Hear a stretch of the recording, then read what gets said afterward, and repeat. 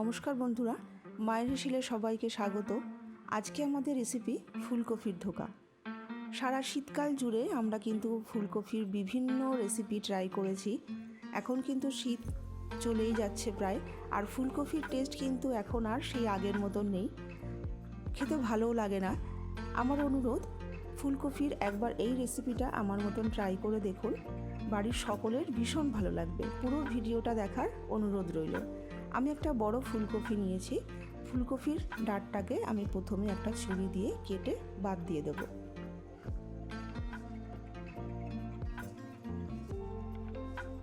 এবার ফুলকপির ফুলগুলোকে আমি ছুরি দিয়ে কেটে নিচ্ছি।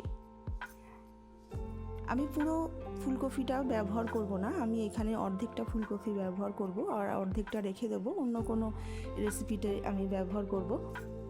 এবার এখান থেকে আমি বড় বড় ফুলগুলোকে আমি কেটে ধুয়ে নিয়ে একটা বোলের মধ্যে রেখে দিয়েছি। এবার একটা গ্রেটার নিয়েছি, আমি গ্রেটারের যে বড় দিকটা আছে সেই বড় দিকটা দিয়ে ফুলকপিগুলোকে গ্রেট করে নেব। ছোট দিকটা নয়, বড় দিকটা দিয়ে একটু গ্রেট করে নেব। ফুলগুলোকে গ্রেট করে নিয়ে শক্ত অংশটাকে আমি ফেলে দেব, সেটা আমি রান্নায় ব্যবহার করব না। ঠিক এরকম সুন্দর করে সমস্ত ফুলকপিগুলোকেই আমি গ্রেট করে নেব। গ্রেট করে একটা বোলের মধ্যে আমি তুলে নিয়েছি। দেখুন, ঠিক এরকমভাবেই গ্রেটটা করতে হবে। ছোটোটা দিয়ে করলে বেশি গ্রেট হয়ে যাবে। আমি এখানে 2 মুঠো ডাল নিয়েছি, 50 গ্রাম। আমি 1 মুঠো নিয়েছি ছোলার ডাল, 1 মুঠো নিয়েছি মটর ডাল। ওভারনাইট ভিজিয়ে রেখেছিলাম, কত সুন্দর ভিজিয়ে দেখে নরম হয়ে গেছে। আপনাদের হাতে যদি সময় কম থাকে, গরম জলের মধ্যে 1 ঘন্টা ভিজিয়ে রেখে দিলেই কিন্তু হবে। এবার জলটাকে খুব ভালো করে ছেঁকে একটা মিক্সির বোলের মধ্যে দিয়ে দিচ্ছি, আর 1 ইঞ্চি আদা আর 2টো কাঁচা লঙ্কা একটু ভেঙে দিয়ে দিচ্ছি। জল ছাড়া একটু দানা দানা করে আমি ডালটাকে বেটে নেব। দেখুন, আমি কিন্তু 1 ফোঁটাও জল দিইনি, এরকম শুকনো দানা দানা করে একটু বেটে নিতে হবে। এবার ডালটাকে আমি ফুলকপির মধ্যেই দিয়ে দিচ্ছি, পুরো ডালটাকেই দিয়ে দিচ্ছি। আর দিয়ে দিচ্ছি 1/2 চামচ জিরের গুঁড়ো, 1/2 চামচ ধনের গুঁড়ো, 1/2 চামচ হলুদের গুঁড়ো, আর নুন দিয়ে দিচ্ছি স্বাদ মতন, আর সামান্য একটু চিনি দিচ্ছি, স্বাদের ব্যালেন্স আসবে। আর 1 চামচ এখানে হিং দিয়ে দিচ্ছি। এবার সমস্ত কিছু আমি ভালো করে মিশিয়ে নেব।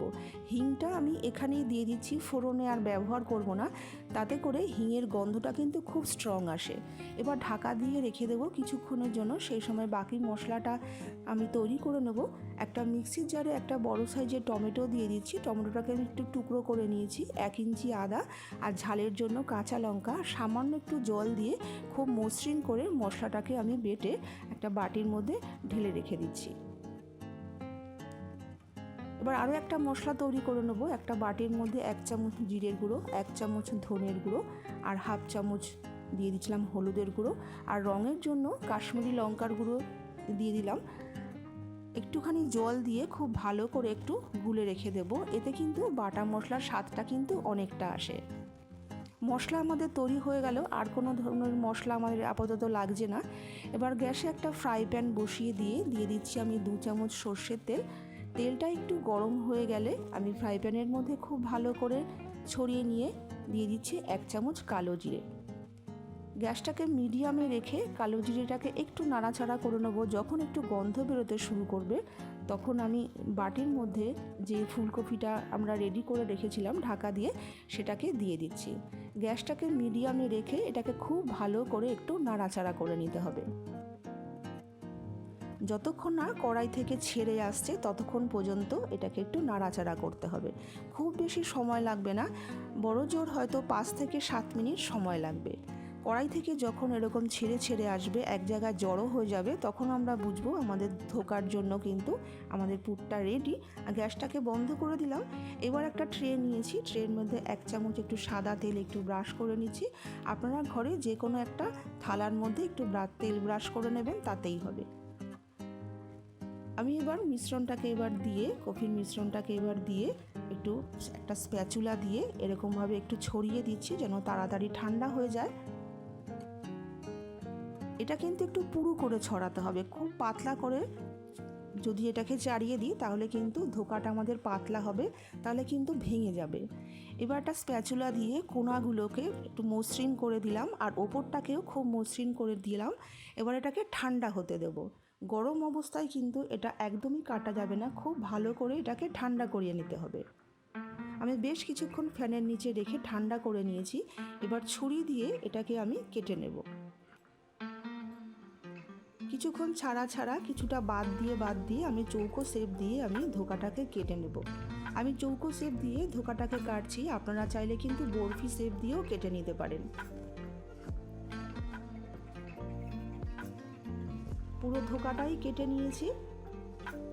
দেখুন ঠিক এরকম মোটাই কিন্তু ধোকাটাকে তৈরি করতে হবে, খুব পাতলা করলে কিন্তু হবে না।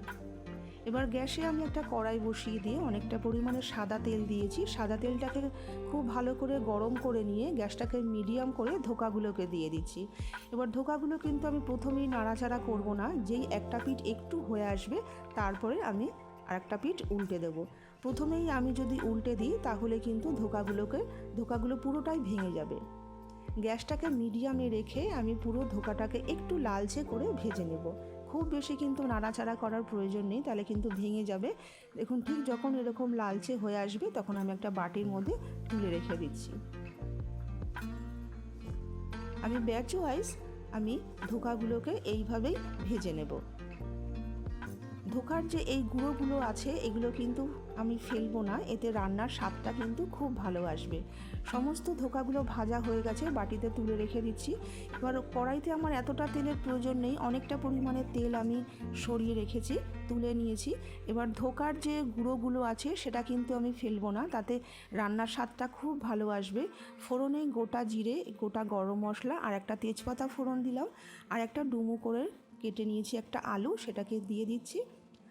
আলুটা সম্পূর্ণ অপশনাল, আপনারা না চাইলে কিন্তু না দিতে পারেন। গ্যাসটাকে মিডিয়ামে রেখে আমি আলুটাকে একটু ভেজে নেব, একটু ঢাকা চাপা দিয়ে ভেজে নেব, তাতে কিন্তু আলুটা ভাজা হওয়ার সঙ্গে সঙ্গে কিন্তু 50% মতো কিন্তু সেদ্ধও হয়ে যাবে। দেখুন একটু লালচে করে 5 মিনিট একটু ঢাকা দিয়ে রেখেছিলাম, সুন্দর ভাজা হয়ে গেছে, অনেকটা কিন্তু সেদ্ধ হয়ে গেছে। এবার বাটির মধ্যে আমি যে টমেটো, কাঁচা লঙ্কা, আদার মশলাটাকে তৈরি করে রেখেছিলাম সেটাকেও এখানে দিয়ে দিচ্ছি। খুব ভালো করে একটুখানি কষিয়ে নিতে হবে যেন আদা, টমেটো, কাঁচা লঙ্কার গন্ধটা চলে যায়। এরকম গন্ধটা চলে গেলে তখন আমি যে জিরের গুঁড়ো, ধনের গুঁড়োর মশলাটা রেডি করে রেখেছিলাম সেটাকে দিয়ে দিচ্ছি। এই মশলাটাকে দিয়েও খুব ভালো করে একটু কষিয়ে নিতে হবে, একটু ঢাকা চাপা দিয়ে কষিয়ে নিতে হবে, তাতে কিন্তু মশলাটা খুব তাড়াতাড়ি কষানো হয়ে যাবে আর সময়টাও কিন্তু একটু সাশ্রয় হবে। ঢাকা দিয়ে রেখেছি 5 থেকে 7 মিনিটের জন্য। 5 মিনিট পর ঢাকনাটাকে খুলে দিচ্ছি। দেখুন মশলা কিন্তু সুন্দরভাবে কষানো হয়ে গেছে, তেলটাও কিন্তু রিলিজ হয়ে গেছে।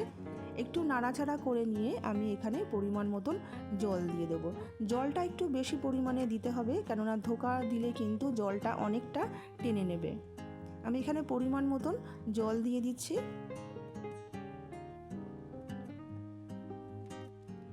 আর স্বাদ মতন এখানে নুন দিয়ে দিচ্ছি। আর যেহেতু এটা নিরামিষ রান্না, একটু মিষ্টি স্বাদ হলে খেতে ভালো লাগে, সামান্য একটু মিষ্টি দিয়ে দিচ্ছি। চিনি অ্যাড করে দিয়ে নুন চিনিটাকে খুব ভালো করে মিশিয়ে নিয়ে এটাকে ঢাকা দিয়ে আমি গ্রেভিটাকে ফুটতে দেবো। 5-7 মিনিট আমি ঝোলটাকে ফুটিয়ে নেব। দেখুন ঝোলটা কিন্তু আমার খুব সুন্দর ফুটে গেছে। আমি এবার একটু দেখে নেব আমার আলুটা সেদ্ধ হয়েছে কিনা। আলুটা সুন্দর কিন্তু সুসেদ্ধ হয়ে গেছে। এবার ভেজে রাখা ধোকাগুলোকে দিয়ে দিচ্ছি। ধোকাটা দিয়ে কিন্তু খুব বেশি নাড়াচাড়া করা যাবে না, তাহলে কিন্তু ধোকাগুলো ভেঙে যাবে। এবার আমি গ্যাসটাকে অফ করে দেবো। সবশেষে সামান্য একটু গরম মশলা আর ঘি আর গরম মশলাটাকে মিশিয়ে দিয়ে আমি রান্নাটাকে শেষ করব। রান্না আমাদের কমপ্লিট। এটাকে ঢাকা দিয়ে রেখে দিচ্ছি 5 মিনিট স্ট্যান্ডিং টাইমে রেখে, তারপরে এটাকে আমি সার্ভ করব। এটা গরম গরম ভাতের সঙ্গে এটাকে সার্ভ করব। তৈরি হয়ে গেল আমাদের ফুলকপির ধোকা। গরম ভাতের সাথে এটাকে একবার সার্ভ করে দেখুন বন্ধুরা, আমার অনুরোধ রইল। আশা করি আপনাদের সকলের ভীষণ ভালো লাগবে। আজকে এইটুকুই, দেখা হবে আবার অন্য কোনো ভিডিও নিয়ে। আমার রেসিপিটা যদি আপনাদের ভালো লাগে আমার চ্যানেলটাকে প্লিজ সাবস্ক্রাইব করে আমার পাশে থাকবেন।